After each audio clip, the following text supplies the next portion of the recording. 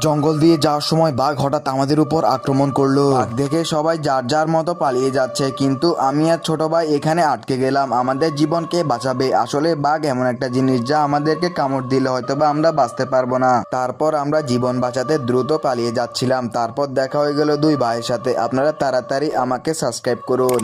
তারপর ওনারা আমাদের সাথে হাঁটতে লাগলো। আসলে কখন বাঘ আমাদের উপর আক্রমণ করে তা কিন্তু কারো জানা নেই। বাঘ হচ্ছে খুব ভয়ানক একটা প্রাণী। আসলে বাঘ দেখে সবাই থমকে গিয়েছিল, আর আমার পিছনের ভাইগুলা দেখে তারা দেখে হাসাহাসি করছিল। আসলে আমি এখানে কোনো মজার বিষয় বলতেছিলাম না, এখানে কিন্তু আসলে বাঘ রয়েছে। এখন অনেকে আমাকে বলবেন, ভাই আপনি শুধু বাঘের কাছে কেন যান? আসলে আমি বিভিন্ন জায়গায় এক্সপ্লোর করতে খুব ভালোবাসি। অনেকক্ষণ হাঁটার পর আমরা একটি সুরক্ষিত জায়গা পেলাম যেখানে কিনা কোনো বাঘ নেই। তো আমাদের সাথে এক ভাই হাতে একটি দা নিয়েছিল। ও বলছিল, ভাই বাঘ আসলে আমি কিন্তু আক্রমণ করব। তারপর একজন বলল, এই দেখো এখানে বাঘ নাকি প্রতিদিন পানি খেতে আসে। আসলে কখন জানি বাঘ এসে আমাদের উপর আবার আক্রমণ করে।